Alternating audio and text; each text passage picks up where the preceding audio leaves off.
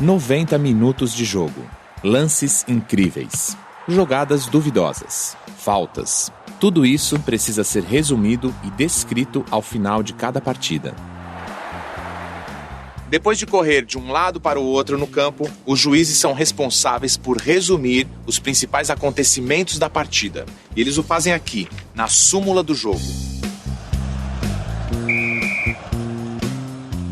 O Marcelo Rogério é árbitro de futebol há 17 anos, já apitou importantes jogos do Campeonato Paulista. Quando você começou a fazer, você escrevia mais? Quando eu fui formado pela Federação Paulista em 1998, a gente tinha que descrever totalmente o atleta número tal, ao tanto tempo da partida, deu um pontapé com o seu pé direito atingindo a coxa esquerda, detalhes. Hoje não tem mais isso. A federação conseguiu simplificar para a gente, né, então, através de palavras curtas, para jogar na súmula e não ter nenhum tipo de problema. Como é que você faz para lembrar de tudo que aconteceu durante o jogo e depois passar para a súmula? Dentro da partida, nós temos eu, que sou o árbitro central, nós temos 2 assistentes, nós temos 2 adicionais atrás do gol e temos o 4º árbitro.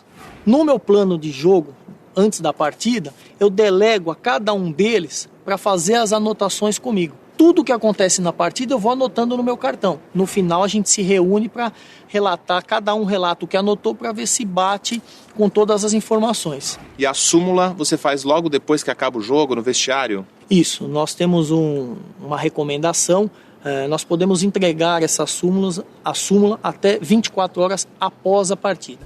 Mas de praxe, ao término da partida, a gente já começa a fazer essa súmula.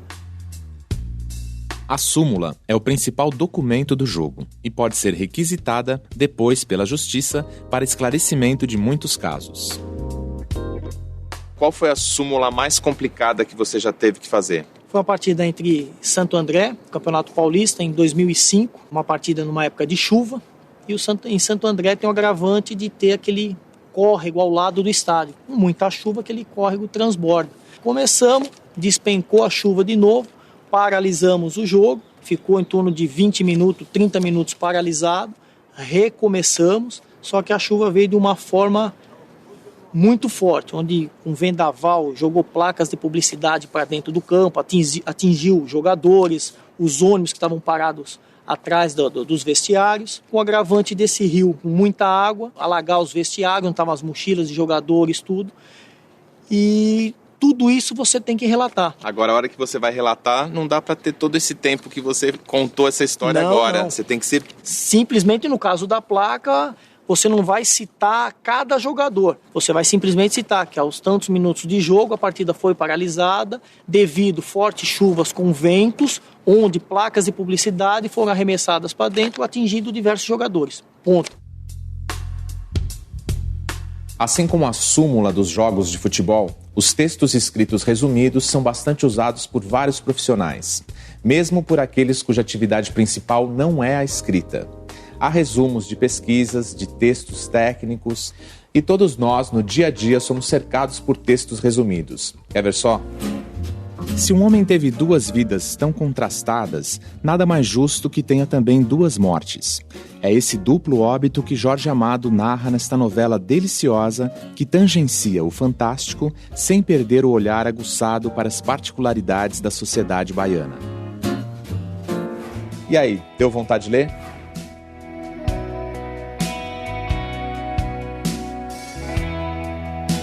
Deu vontade de ler por essa resenha? Ah, com certeza. Eu acho que ela conta um pouco do livro e isso para mim é importante para decidir a minha escolha. Você costuma ler as orelhas dos livros antes de comprar? Sempre. Mesmo se o livro é recomendado, eu leio, para ver se eu acho bacana ou não. Costuma ler as orelhas dos livros? Normalmente sim. A menos que seja uma indicação de alguém que já leu, que gostou muito do livro, e aí eu vejo. Mas aí antes de ler, mesmo depois de ter comprado, eu sempre dou uma lida. Você acha que a resenha ela contém a informação necessária para você efetuar a compra? Necessária não, mas suficiente para eu ir para dentro do livro e buscar mais informações. Os textos resumidos estão por toda parte, nos sites, jornais e revistas. Uns maiores, outros menores. Sua função é informar o que há de mais importante em uma obra, que pode ser uma peça de teatro, uma novela, um livro. Veja só essa resenha do filme Harry Potter, um filme que tem 2 horas e meia de duração. Harry Potter, um garoto órfão de 10 anos, é levado para estudar em uma escola especializada em formar jovens bruxos. Lá ele conhece um mundo mágico e vive grandes aventuras com seus novos amigos. Cenas recheadas de muita magia e efeitos especiais. A resenha, ela requer a síntese, mas ela já é uma síntese mais comentada, onde a postura da pessoa que faz. Então, a resenha é uma postura que aparece mais claramente enquanto conhecimento do assunto, enquanto ponto de vista também. Eu tenho as resenhas nos jornais, né, de filmes, de livros, de teatro, e elas têm uma assinatura, porque é uma postura da pessoa escrita a partir das vivências com esses objetos. Na literatura, há gêneros que usam formas breves. O haikai é um dos mais sintéticos. É um tipo de poesia japonesa com pouquíssimos versos. Lembra aquele beijo? Corpo, alma e mente? Pois eu esqueci completamente. Uma história conhecida no meio literário, mas nunca comprovada, é a de um almoço entre amigos, onde o escritor norte-americano Ernest Hemingway apostou que seria capaz de escrever uma história usando pouquíssimas palavras. E escreveu num guardanapo, vendo sapatinhos de bebê nunca usados.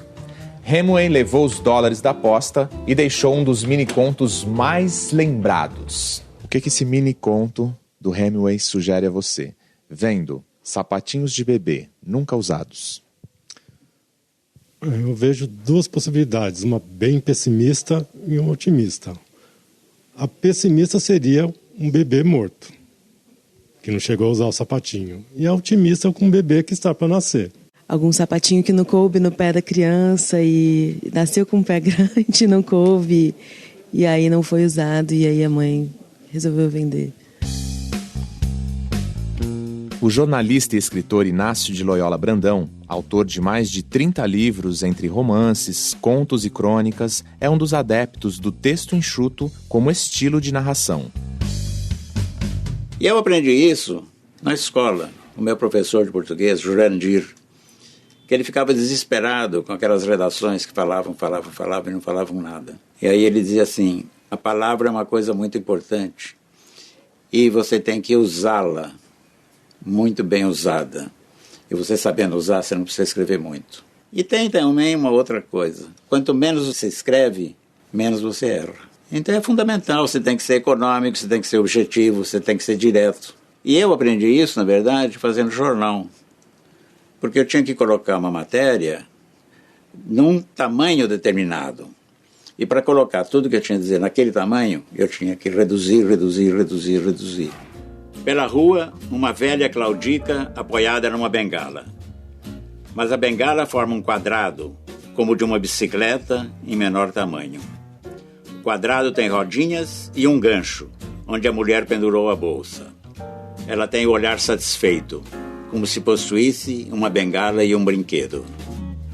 Quais são as dicas assim para atingir essa precisão, essa concisão, esse texto enxuto? Você faz o primeiro. Depois você começa, você deixa 2 dias. Se você tiver pressa, que você não pode fazer isso em jornal, mas se você não tiver pressa, num texto literário, num conto, 2 dias depois você vai começar a ver palavras inúteis. E é uma diversão, é um prazer e é um tormento cortar.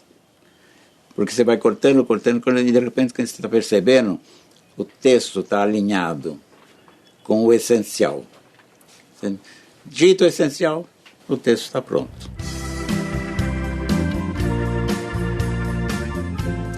Criada há 6 anos, a seção deste jornal, que circula diariamente em São Paulo, traz os textos resumidos das notícias mais importantes para o leitor que tem muito pouco tempo. Resumir e colocar tanta informação em um pequeno espaço é o desafio diário do editor Sandro Macedo. Olá, Sandro. Prazer. Tudo bom? Tudo bem. Quando se percebeu a necessidade de criar uma seção no jornal que resumisse as principais notícias? Eu acho que nos últimos anos existe essa tendência de consumir com mais velocidade a informação. Talvez a internet tenha mostrado esse caminho para a gente, e o jornal achou por bem criar uma seção que resumisse todas as notícias numa página, para que o leitor que não tem tempo, que está sempre correndo, tivesse acesso rápido à informação. E depois, se ele quisesse aprofundar na informação, o próprio jornal dá o caminho para ele. Então a concisão nos textos é uma tendência nas mídias? Eu acho que sim. Foram criadas, inclusive, mídias específicas com poder de concisão. Se a gente vê o Twitter, a pessoa tem que dar informação em 140 caracteres, né? Mais conciso do que isso, impossível. Então você pode mostrar pra gente como é que você faz para cortar a notícia no dia a dia? Claro, vamos lá.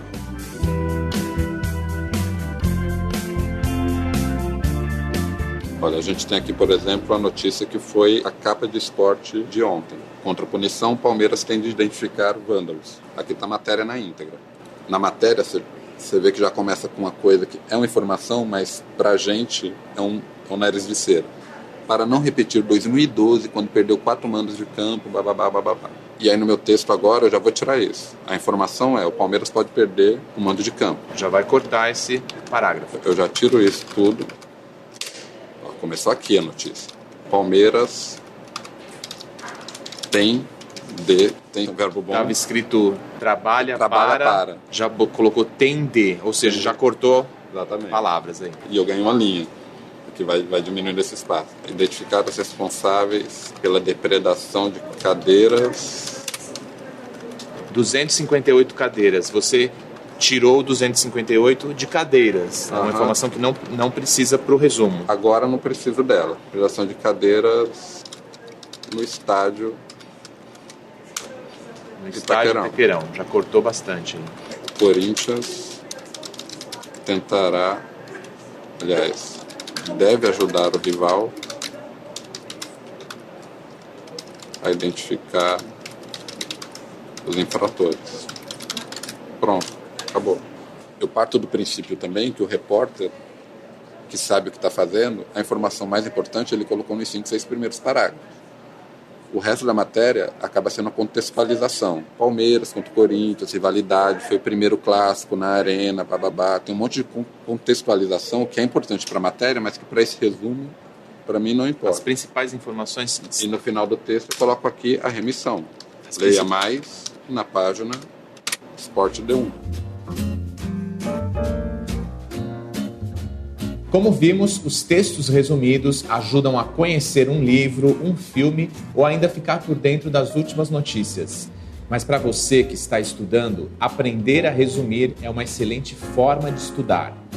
E ao contrário do que pode parecer, resumir não é copiar o texto original pulando trechos. Não adianta simplesmente recortar um texto, né, e depois fazer uma colagem. Então eu vou escolher exatamente o que eu considerei como ideias principais, pensando que o meu leitor, né, ele vai ter que ter uma compreensão do todo, ainda que eu mesma seja o leitor, eu devo fazer um resumo que depois de 3 semanas, 1 mês, eu possa compreender. O resumo é uma ferramenta importante na escola, porque justamente ele demonstra o quanto uma pessoa entendeu alguma coisa.